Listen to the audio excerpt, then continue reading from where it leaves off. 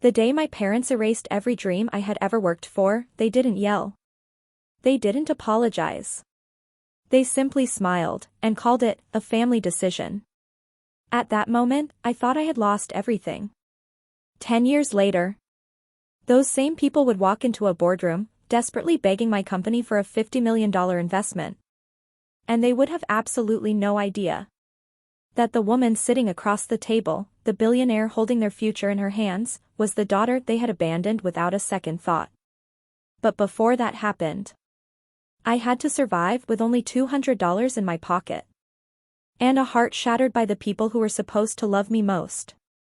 The afternoon sunlight poured through the stained glass windows of our family's Victorian mansion, painting colorful patterns across the polished dining room floor. Spread across the massive mahogany table were envelopes that most students only dreamed of receiving. Harvard, Stanford, MIT, Yale. And resting gently in my hands, Princeton. My fingers trembled as I unfolded the letter one more time. Every late-night study session. Every science competition. Every sacrifice. Every hour I had spent believing hard work would change my life. It had all led to this moment. Tears blurred my vision as I whispered to myself. I actually did it. Unable to hold the excitement any longer, I rushed toward the living room. Mom. Dad. I got in. I got accepted to Princeton. My voice echoed through the house that had belonged to the Montgomery family for generations. For one brief second, I expected hugs, laughter, celebration. Instead, silence. My mother slowly looked up from the sofa. Her expensive smile never reached her eyes. Behind her, my father loosened his tie and quietly sighed, as if carrying a burden much heavier than my good news. Something felt wrong. Catherine. My father said softly. Come sit down. That sentence alone made my stomach tighten. People don't say those words before giving good news. I sat across from them, still clutching my acceptance letter. Neither of them looked happy. My mother folded her hands together. We're very proud of you. There was no warmth in her voice. No excitement. Just rehearsed politeness. Then my father cleared his throat. Your brother's company is finally taking off. I blinked. What? William has developed a new renewable energy prototype. Investors are showing interest, but he needs capital before the next stage. My mother leaned forward. We believe this could change our family's future forever. I forced a smile. That's wonderful. Then I asked the only question that mattered. So, when do we start preparing everything for Princeton? The room became painfully quiet. Neither of them answered. My heartbeat grew louder. Finally, my father spoke. We've decided to invest your college fund into William's business. Everything around me froze. What? I don't understand. Mom avoided eye contact. Dad. I laughed nervously. This isn't funny. It isn't. My father's expression remained cold. The money has already been transferred. For several seconds, I couldn't even breathe. My college fund? He nodded once. Yes. The entire amount. My voice barely existed anymore. How much? Mom answered without looking at me. $289,000. The number slammed into my chest like a speeding truck. Nearly $300,000. Money saved since the day I was born. Birthday gifts. Savings bonds. My tutoring income. Summer jobs. Investment accounts. Everything. Gone. Without anyone asking me. Without one conversation. Without my permission. I slowly stood from my chair. You gave William my future. Dad's voice hardened instantly. Watch your tone. My tone. I stared at them in disbelief. You stole my education. Mom frowned as if I were the unreasonable one. Don't use words like stole. We're a family. Families make sacrifices. I laughed. It sounded broken. No. I make sacrifices. William makes excuses. That sentence changed the atmosphere immediately. Dad slammed his hand on the table. Enough. Your brother is trying to build something meaningful. So was I. I shouted back. I spent 4 years working every single day to earn those acceptance letters. William dropped out of college. His last business failed. The one before that failed. And the one before that. How many times do I have to pay for his mistakes? My mother's face tightened. He just needs one opportunity. I looked directly into her eyes. So did I. Silence. The kind that hurts more than screaming ever could. I suddenly realized something that should have been obvious years ago. This wasn't about money. It never had been. It was about favoritism. William had always been their miracle child. Every failure became experience. Every mistake became a potential. Every bad decision deserved another investment. Meanwhile, every success I achieved was simply expected. When I earned perfect grades, they congratulated William for being supportive. When I won national science competitions, they reminded everyone how creative William had always been. When Princeton accepted me, they handed my future to him. For the first time in my life, I stopped trying to earn their approval. Because I finally understood something painful. I never had it. And I never would. I can't believe this. I whispered. Dad crossed his arms. The decision is final. You'll take student loans. Thousands of students do. Or attend community college for a few years. Mom nodded. It builds character. Those words destroyed something inside me forever. Not because they hurt. Because they proved exactly how little my dreams mattered to them. I looked around the dining room. Family photographs covered every wall. Vacations. Birthdays. Graduations. Smiling faces. Perfect memories. Suddenly, every single picture looked fake. Without saying another word, I quietly walked upstairs. Behind me, I heard my father say, "When she calms down, she'll understand." No. I thought. When I calm down, you'll never see me again. The moment my bedroom door closed behind me, I didn't cry. Not yet. Instead, I stood perfectly still, staring at the walls covered with medals, certificates, and trophies that had once made me proud. Now they felt meaningless. None of them had been enough. Not for my parents. Not for this family. I took one slow breath, walked to my closet, and pulled out my largest backpack. If they believed I would quietly accept losing everything, they were about to discover how badly they had underestimated me. I packed only what mattered. A few changes of clothes.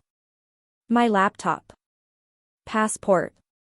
Birth certificate. Social security card. Every important document I owned. Then I opened the bottom drawer of my desk. Inside was a small envelope containing $200.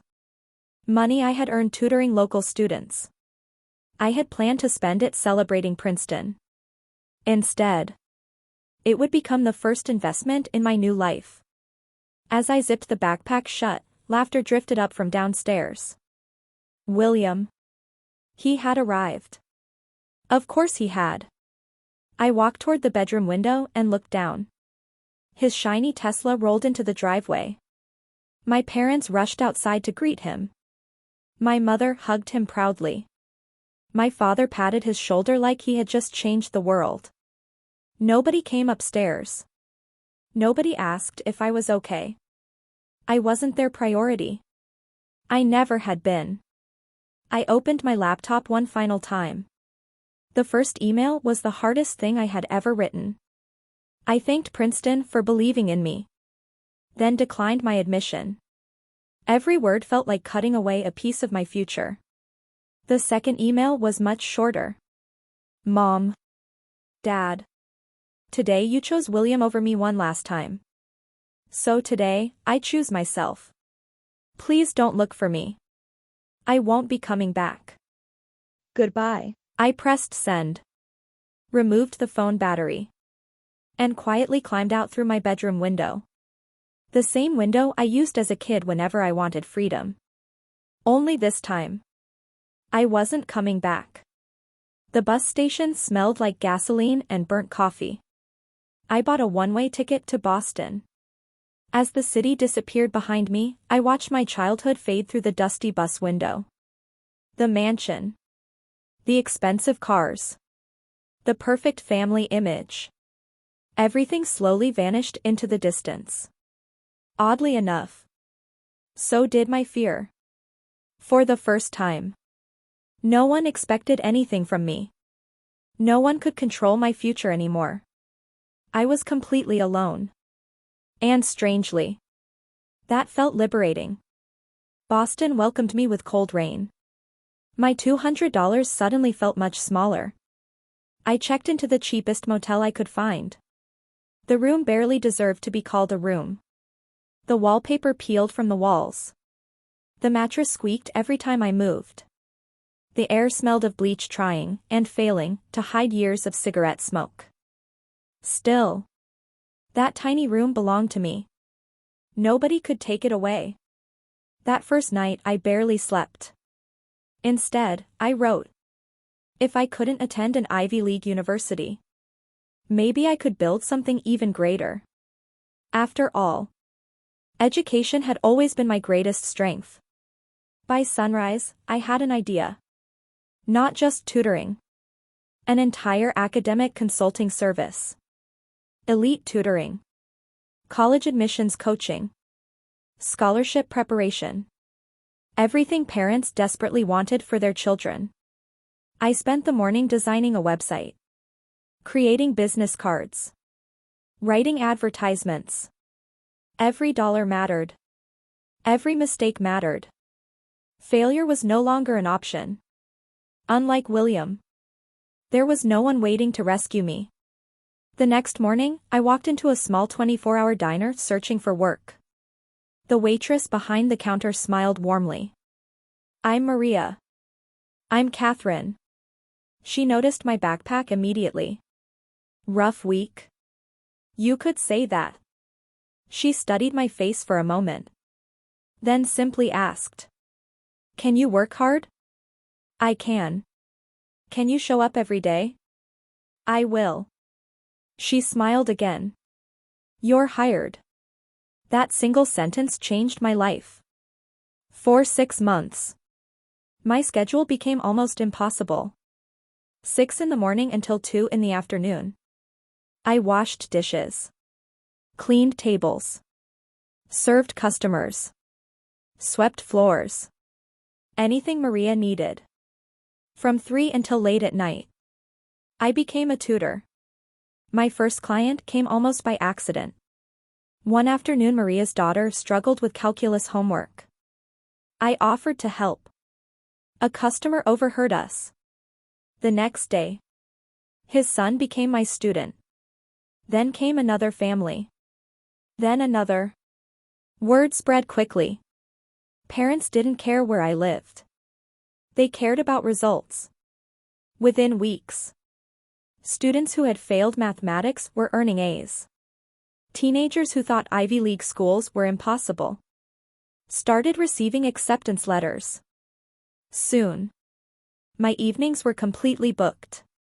For the first time since leaving home, hope returned. One evening, while reviewing inventory reports at the diner, Maria watched me reorganize her accounting system.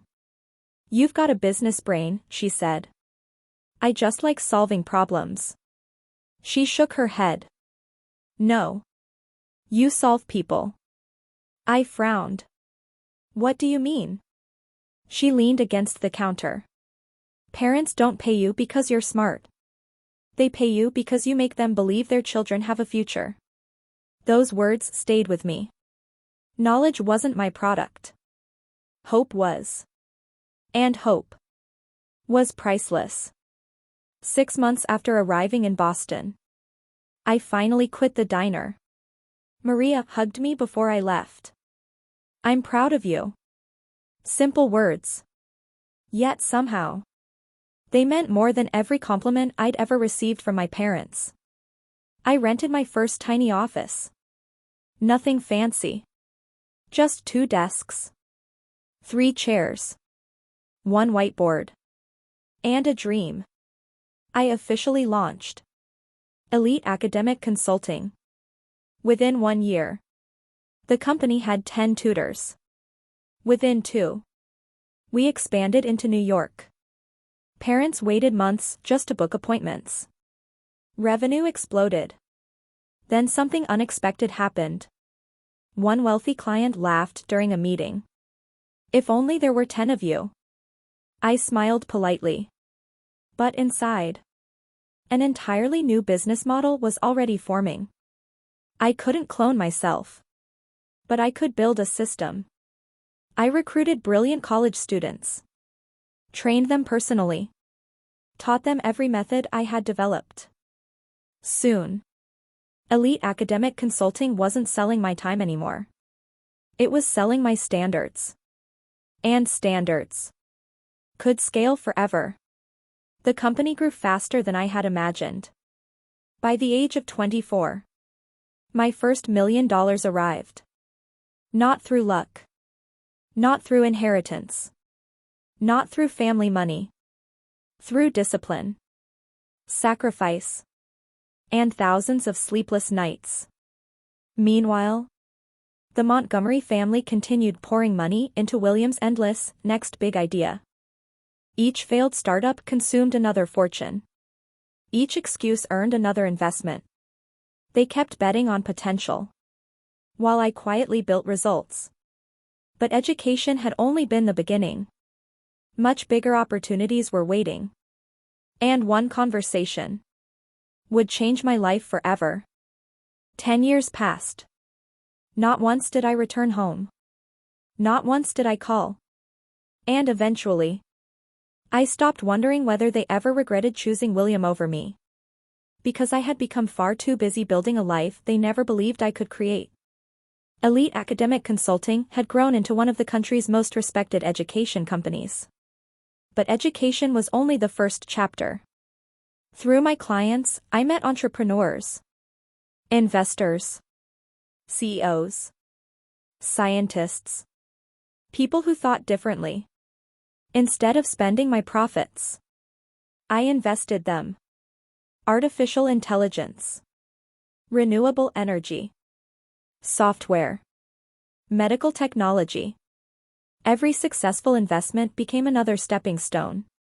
Every failure became another lesson. Within a few years, I founded Morgan Enterprises, a private investment company that quietly acquired promising startups before the rest of the market noticed them. Unlike William, I never chased headlines. I chased value. One breakthrough changed everything. During a meeting with the founder of a struggling energy company, I discovered a flaw in their battery technology. The problem wasn't impossible. It had simply been approached from the wrong direction. For 3 months, I worked alongside engineers day and night. When the redesigned system launched, the industry changed overnight. Contracts worth billions poured in. Morgan Enterprises exploded onto the global stage. Magazines called me the invisible visionary. Business networks called me the youngest self-made tech billionaire. But very few people had ever seen my face. I preferred it that way. Because one day, I wanted my family to recognize me only after it was too late. One Monday morning, my executive assistant walked into my office carrying a thin folder. "You'll want to see this." I opened it. Montgomery Technologies. Revenue collapsing. Massive debt. Investors pulling out. Stock price in freefall. And at the center of it all, William. After a decade, he was still chasing the same impossible energy project. Only this time, he wasn't spending my college fund. He was destroying the entire family fortune.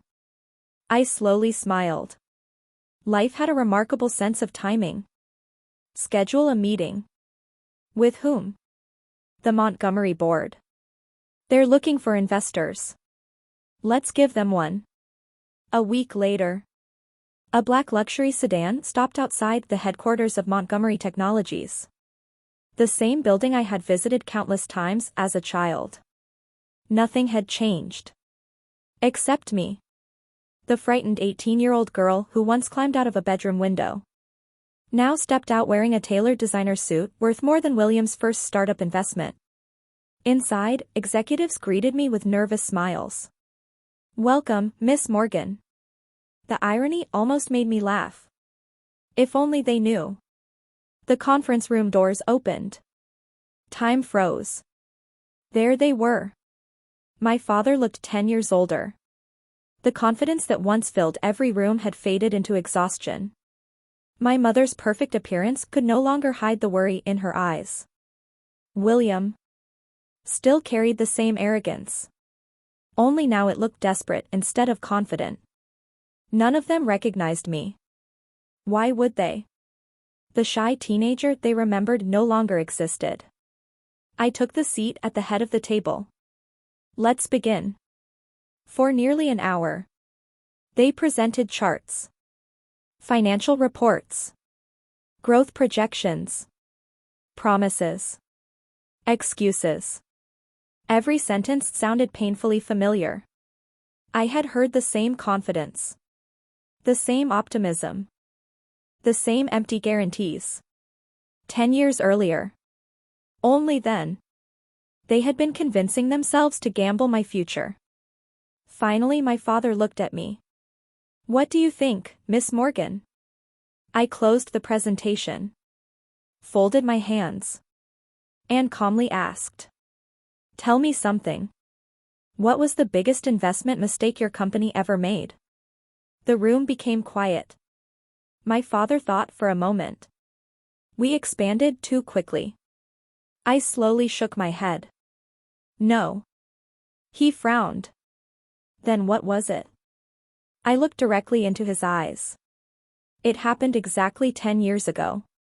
When you invested $289,000 into a dream that never became reality. William suddenly sat upright. My mother's face lost all color. My father stared at me, confused. How could a complete stranger know that number? I stood, walked toward the giant window overlooking the city. Then quietly said, "That money belonged to someone else." Silence. I slowly turned around. A small smile appeared on my face. "Hello, Dad." No one moved.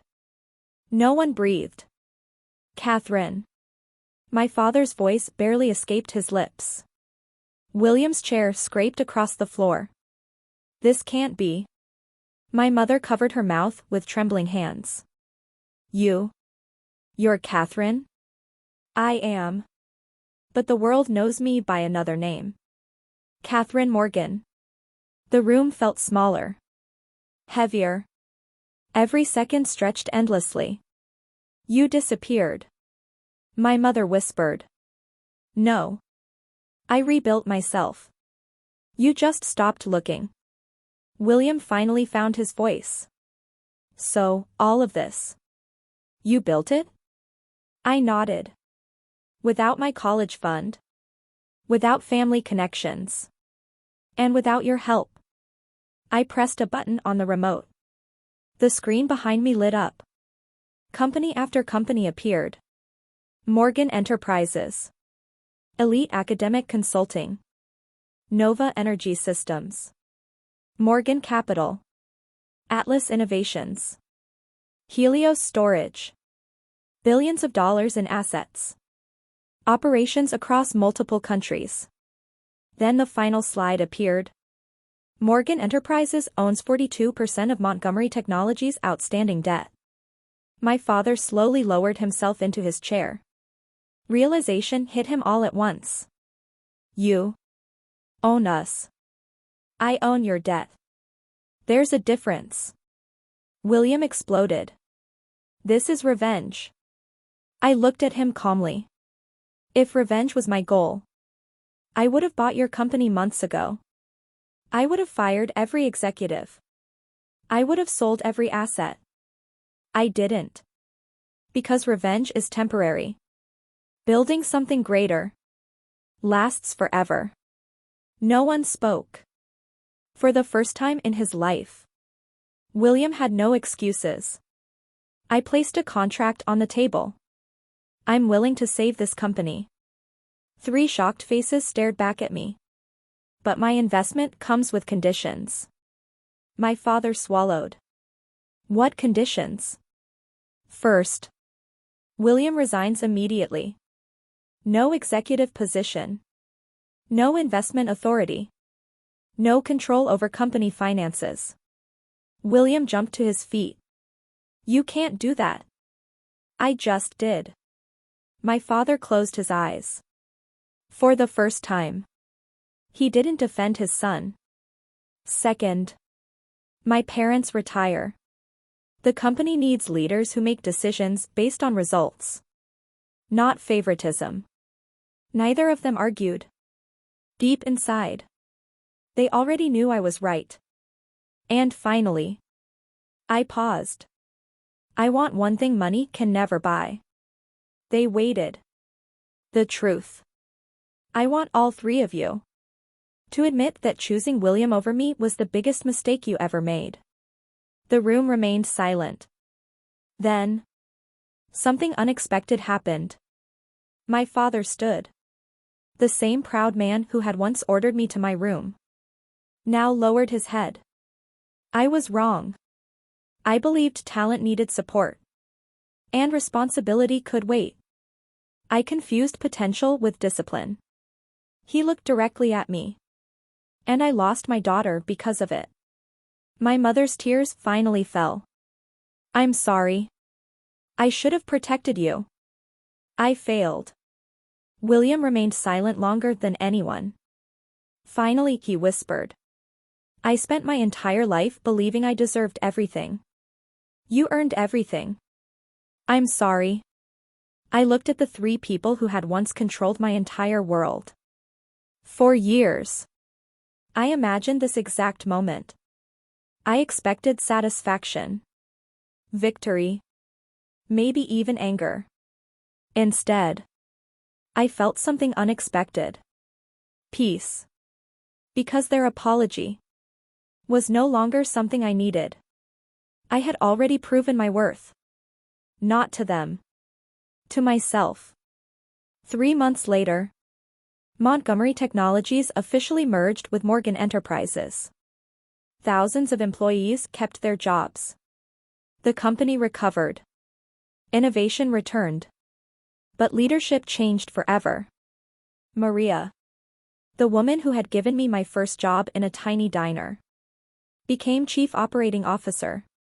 The first person I promoted wasn't an Ivy League graduate. It wasn't an investor. It wasn't a billionaire. It was the woman who believed in me when I had absolutely nothing. Sometimes people ask me what the greatest investment of my life was. It wasn't a billion-dollar company. It wasn't groundbreaking technology. It wasn't the stock market. It was $200. A backpack. And the courage to walk away from the people who never believed in me. Because sometimes, losing everything isn't the end of your story. Sometimes, it's the moment your real life finally begins. And if there's one lesson my journey taught me, it's this. Never let someone else's lack of faith become the limit of your future. The people who underestimate you today may one day find themselves asking for the opportunity to stand beside you.